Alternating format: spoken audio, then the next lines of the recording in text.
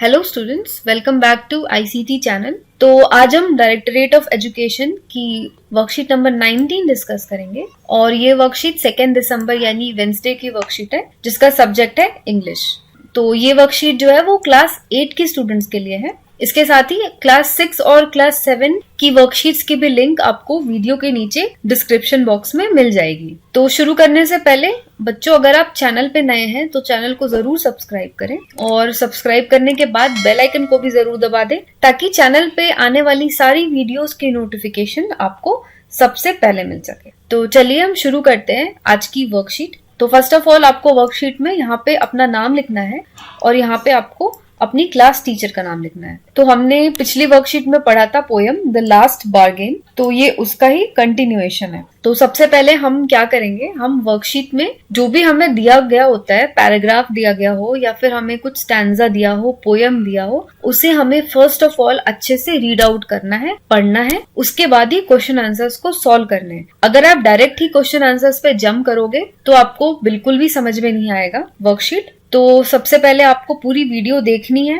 बिना पॉज किए, बिना फॉरवर्ड किए, और उसके बाद आप क्या करो, बीच में जब आप पूरी वर्कशीट अच्छे से समझ लो उसके बाद आप फिर बीच में फॉरवर्ड करके, पॉज करके आप क्वेश्चन आंसर्स को नोट डाउन करो। और पोएम रीड करना और पैराग्राफ रीड करना तो बहुत इंपॉर्टेंट है क्योंकि जब तक आप रीड नहीं करोगे आप क्वेश्चन आंसर्स खुद से सॉल्व नहीं कर पाओगे। तो आप मेरे साथ ही, जैसे ही मैं आपको समझाती हूँ पोएम, आप मेरे साथ ही पोएम को भी समझ लें। It was evening, the garden hedge was all aflower, the fair maid came out and said, I will hire you with a smile. Her smile paled and melted into tears, and she went back alone into the dark. The sun glistened on the sand, and the sea waves waveredly.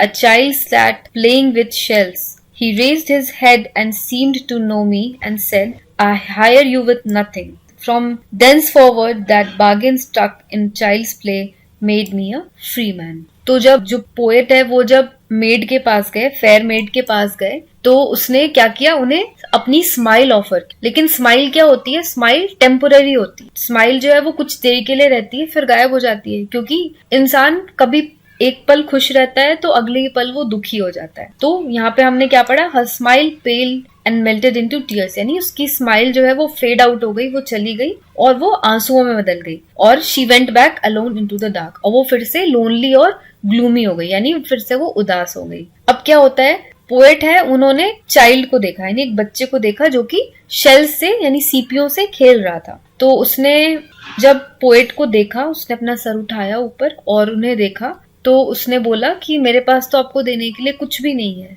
तो इस तरीके से poet को ये realise हुआ कि वो बच्चे ने उन्हें एक फ्री मैन बना दिया, यानी आजाद आदमी उन्हें बना दिया, क्योंकि बच्चे के पास बार्गेन करने के लिए कुछ भी नहीं था, देने के लिए कुछ नहीं था, सिर्फ उसकी मासूमियत थी। After reading the above extract, answer the following questions by choosing the correct answer. तो अब ये जो पोएम का एक्सट्रैक्ट हमें दिया था उसे पढ़ने के बाद अब हमें ये दिए हुए क्वेश्चन आंसर्स को सॉल्व करना है। First question is, what did the young maiden offer to hire him with, यानी जो यंग मेड थी उन्होंने पोएट को क्या ऑफर किया, मनी और स्माइल। तो मनी तो उन्होंने ऑफर नहीं किया, तो आंसर क्या हो जाएगा, स्माइल। तो smile will be the answer. उन्होंने उन्हें अपनी खुशी ऑफर की। The word a flower means, a flower का मतलब होता है कि फूलों से भरा हुआ, तो यहाँ पे आंसर हो जाएगा covered with flowers. Third question है, the speaker did not accept the maid's offer because. तो स्पीकर जो यानी जो पोएट है, उन्होंने मेड का ऑफर, जो मेड ने उनको जब स्माइल ऑफर की अपनी, तो उन्होंने उसको एक्सेप्ट क्यों नहीं किया, बिकॉज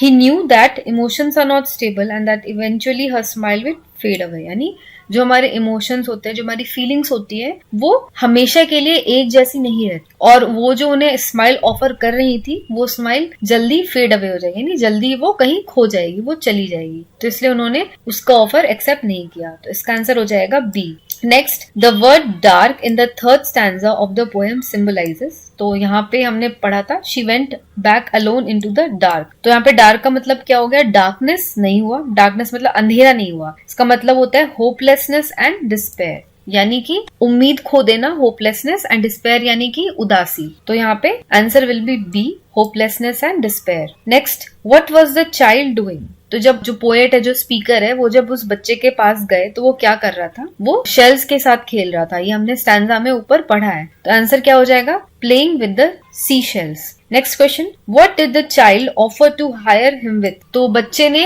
उन्हें क्या ऑफर किया? तो हमने पढ़ा कि जो यंग मेड थी उन्होंने उससे स्माइल उन्हें ऑफर किया। बच्चे ने क्या ऑफर किया? ही ऑफर्ड हिम नथिंग, यानी बच्चे ने उन्हें कुछ भी ऑफर नहीं किया, उसके पास कुछ भी नहीं था ऑफर करने के लिए। Next question, find the poem a line that match the following. I have nothing to give you except goodwill and cheer. तो यहाँ पे हमें बताना है कि ये जो सेंटेंस हमें दिया हुआ है, I have nothing to give you except goodwill and cheer, ये लाइन पोएम के किस लाइन से सबसे ज्यादा मैच करती है? तो ये इसका आंसर हो जाएगा B, I will hire you with a smile. तो यहाँ पे गुडविल एंड चीयर का मीनिंग क्या हो गया? स्माइल हो गई। Next, why does the man accept the child's offer? तो जो पोएट है उन्होंने उस बच्चे का ऑफर क्यों स्वीकार किया? Because it made him a free man. उन्होंने इसलिए स्वीकार किया क्योंकि बच्चे के ऑफर ने उन्हें आजाद आदमी बना दिया, उन्हें फ्री बना दिया। तो इस तरीके से आपको सॉल्व करना है। आपको या तो आप टिक कर लो क्वेश्चन आंसर्स को, या फिर आप आंसर्स को जो करेक्ट आंसर है वो आप क्वेश्चन के नीचे लिख लो। इस तरीके से आपको सॉल्व करना है। तो बच्चों, ये थी हमारी आज की वर्कशीट। तो आपको आज की ये वर्कशीट कैसी लगी ये आप मुझे कमेंट करके जरूर बताना, और इसके साथ ही वर्कशीट से रिलेटेड भी अगर आपके कुछ डाउट्स हैं तो वो भी आप मुझे कमेंट करके जरूर पूछना। और इसके साथ ही हमारा फेसबुक पेज और टेलीग्राम चैनल पे भी वर्कशीट्स की सारी वीडियोस की नोटिफिकेशन अपलोड होती रहती है, तो वहां पे भी आप जाकर के वर्कशीट वाली वीडियो को देख सकते हो। हम दोनों के लिंक आपको वीडियो के नीचे डिस्क्रिप्शन बॉक्स में मिल जाएगी। तो बच्चों, अगर आज की ये वीडियो पसंद आई हो तो लाइक बटन को जरूर दबाएं और अपने सारे दोस्तों के साथ भी वीडियो को जरूर शेयर करें। तो आज के लिए बस इतना ही। मैं मिलूंगी आपको अगली वर्कशीट के साथ। Till then, take care of yourself, take care of your family, stay safe and have a nice day.